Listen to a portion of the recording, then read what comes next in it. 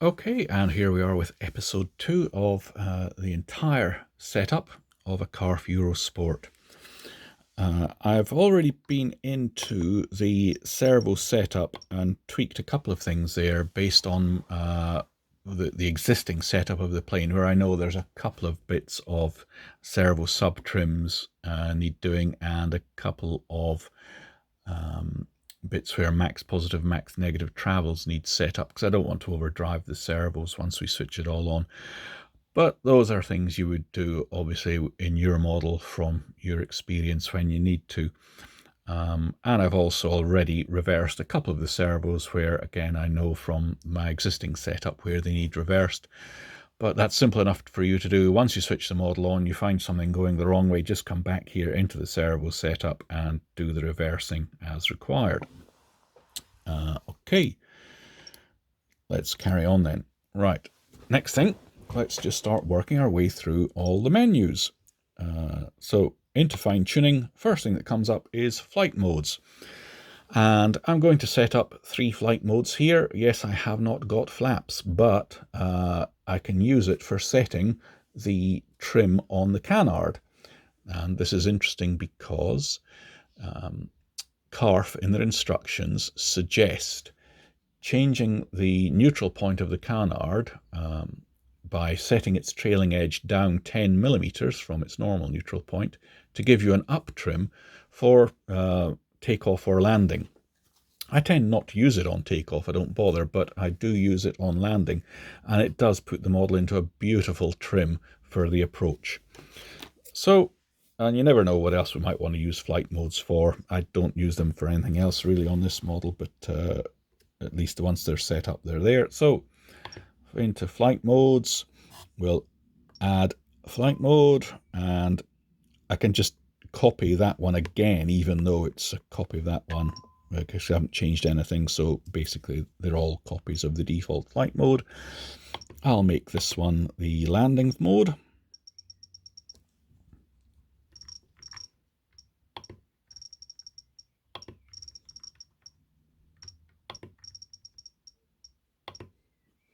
Okay, I'll give it a very small delay of 0.3 seconds. I say the main thing that really is it just switches the position of the canard trim. And the switch I'm going to use, as always, is the switch I would use for my flaps. Now there are no flaps, just the canards, but if I use the flap switch, then my brain only has to ever do what it normally does, which is, right, into landing circuit, flaps to take off, flaps to landing, means I will be moving that switch. I'll move the camera a little bit here. My switch over here. So yeah, my brain just has to think, right, landing, gear down, flaps take off, flaps landing.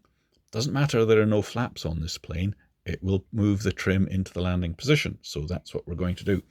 And so I put the flaps switch to the mid position, select my switch, move the flaps to the landing position, say okay to that. That's that one done. And take off. And say it's just the same canard trim position for both, but that's not the point. The point is my little brain only has to remember the same routine in this model that it remembers in every other model that I use, and that's important. If you think to yourself, oh, it's not canards, it's canards, not flaps, I'll put them on a different switch. If you get a bit stressed because you're running short of fuel and some muppet's out on the runway adjusting his screaming little two-stroke and won't get out of the way whilst you're rapidly running out of fuel, you get stressed and, you start reverting to what you normally know, and you flick the wrong, what is in effect the wrong switch now. Is not a good idea. So keep things always to the same routine.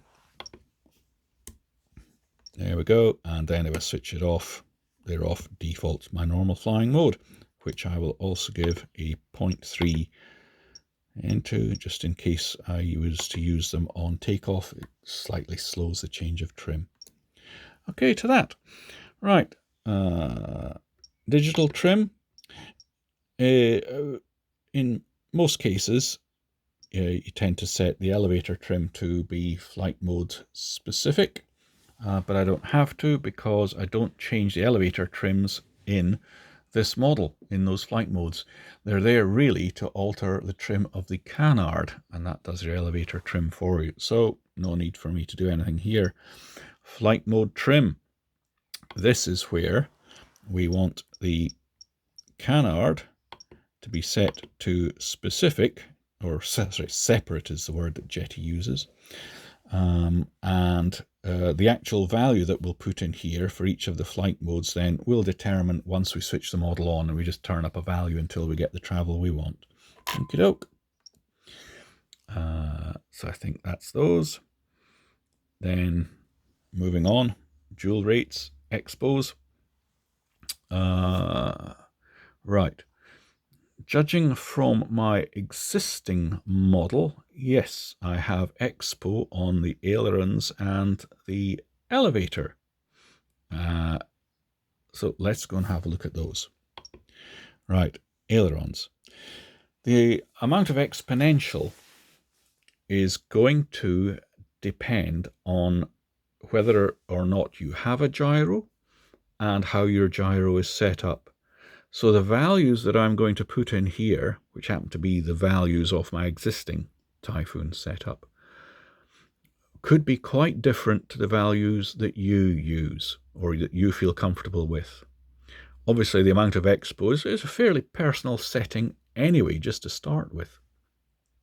But the other thing is, the gyro has quite an exponential effect. But how much exponential effect it has depends on the gain, and you might run a different gain to me. The gain you use will be affected by how fast your servos are and how much travel you've got. And the exponential effect will depend on how rapidly the gyro software fades out the gain as you move the stick. Now, I got the PC software for the Demon Cortex, and I adjusted the rate at which it fades out the gain, or stick priority if you like, so that it reduces the gain a lot more rapidly as you move the stick away from neutral. I don't like gyros which are still trying to oppose you all the way out to the end of stick travel. So unless you had exactly the same gyro setup as me, and your brain worked exactly the same way as mine, you're not going to want the same sort of expo. Okay, rambling on. Anyway, what I'm going to do is I'm going to come down and I'm going to set a switch for the expo. It's not going to be something that I normally change. What I'm going to do is I'm going to set it to what will be my gyro master on-off switch. Because if I ever have to switch the gyro off for any reason, then I've lost the expo effect of the gyro, and it's going to suddenly start getting a bit twitchy on aileron. So I'm going to set the switch to be the gyro master switch. There. Okay. And would you believe I normally, even with the gyro running, I run 60% expo on the ailerons, because they can be very twitchy on this kind of model. So I'm going to set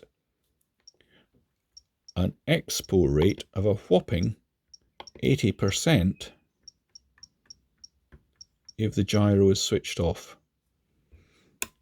And if the gyro is switched on,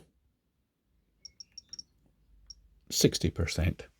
60% expo is what I'm currently using, even with the gyro running. But I say, determine your values when you test fly the model to suit the gyro, the servos, the gain, and your own personal feeling. Okay to that? And then elevator, I am running 25% expo, just permanently on.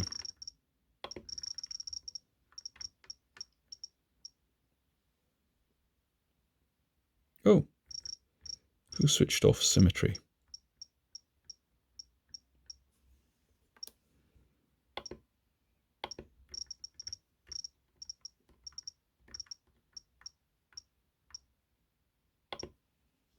Okay to that. Let me go back and check that I didn't switch symmetry off there, did I? I did. Dearie me. How did that happen?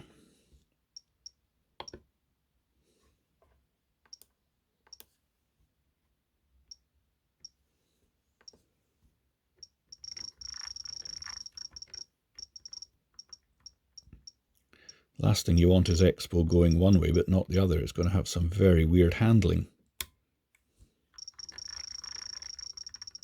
Why didn't I notice that? Well, at least I spotted it in time. There we go. So that's 80% both ways, 60% both ways. Say okay to that. Come down here. Yep, we got 25% both ways. Okie dokie. And now, there's an interesting little thing I've been playing with here in the Dual Rate Expo, and that is for switching off the gyro. In the past, I've tended to use the gyro mixed to the gyro at minus 100% as the gyro off switch, and that does the job nicely, but it occurred to me we could do it in dual rates as well. In fact, we could do an awful lot of the gyro programming in dual rates. So what we're going to do is go to the gain channel, and we're going to set the switch is my gyro master switch. In there, that's it off. Say okay to that. And if it's in the off position, set the rate to 0. Why is symmetry switched off? Come on, switch on. We'll get there eventually, folks, don't worry. There. But with the gyro switched on, the rate is 100. That's good. Let's take a little look at the gyro servo. Press this button, we'll find out which one it was. Gain, gain, gain, gain, gain, 11. So look at 11. There we are. Hopefully the gyro switched on if I rotate P8. My gyro gain, there we go, minus 100 plus 100. And if I switch the gyro off, it locks it at 0, which in the case of these sorts of gyros means nothing, no gain. If you're using an assist, obviously you need to get it down to no, you don't change the gain, you actually use the assists off channel. That's a different thing. So with Powerbox iGyro or Demon Cortex gyro or any of these gyros that use 0, the midpoint, as gyro off, and then allow you to move the gain either way to choose between heading and rate mode, then yeah, this I'll rotate the knob just to prove it. So channel 11 stuck at 0%, switch it on and go back. Okie doke. Lovely. So there we are, where our gyro off is done. And do I need to do anything more in dual rates? I don't think so. Let's take a look at the others. That's it. So we can say okay to the dual rates. All right. Function curves. Nope, nothing to do there for the moment. Let's have a little think. Yep. What I'm going to do, just to save me hurting my brake servo, because I have the good old Trim Australia proportional brake air brake valve, I'll set it up now based on the numbers I already know from the existing model.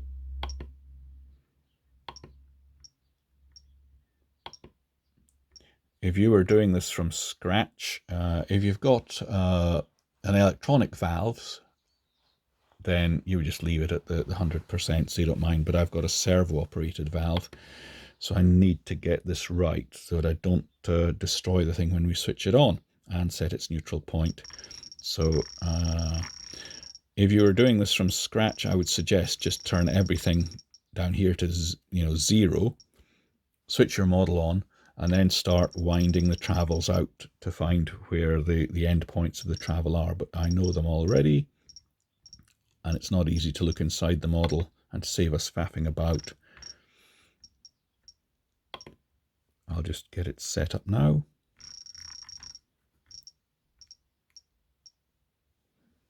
-40. So it should go -40, -12, +61. Yeah. As I say, if you were doing this from scratch, just set things like this down to 0, switch your model on, and then start winding the values out to get there. Say OK to that. Mixer we don't need to do, because the only mix I have in mind is mixing gyro to gyro at -100%, but say we're trialing it in the dual rate this time. How are we doing for time? 15 minutes 45. Okie doke. Let's go through one more thing. Aileron differential and delta L1 mix we've got to do once we switch the model on. There's no butterfly in this, no free mixes to do. Okie dokie, let's move on to the sticks and switches setup. And I don't need any of my control sticks to be the correct way.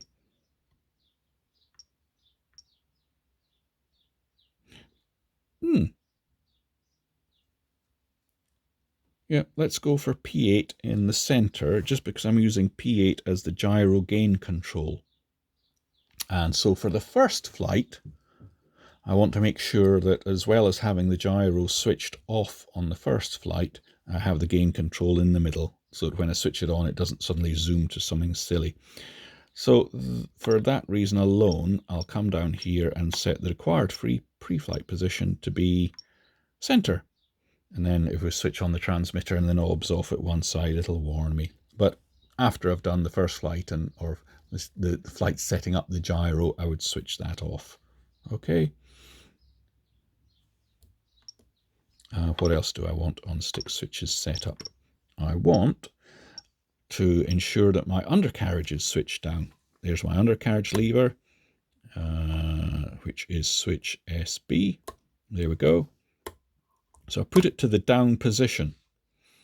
Down is off as far as the system is concerned. So we come down here, required flight position, off. Never mind whether you might have the switch up and it says bottom off. This is the one that matters, off. The switch is off. It's not on. It's off, off. There we go. So that's that one set. So again, when I switch the transmitter on, it will warn me that that is in the correct place.